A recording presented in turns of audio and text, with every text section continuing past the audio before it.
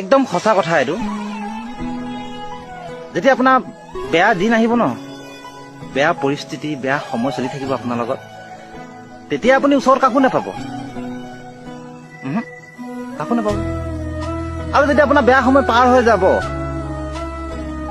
তেতিয়া দুনিয়াভৰ মানুহে এইটো কব, আৰে ইমান ডাঙৰ প্ৰব্লেম এটা হৈ গ'ল, আমাক কিয় কোৱা নাছিলি?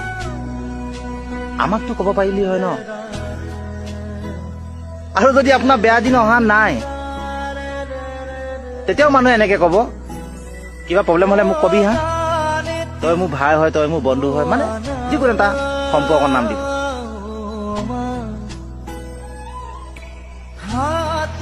কেতিয়াও আনৰ ভৰসা অকণ নচলিব। যিমান পাৰে নিজে কৰক, চেষ্টা কৰক,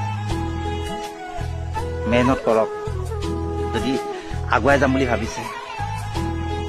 কাৰণ বিপদৰ সময়ত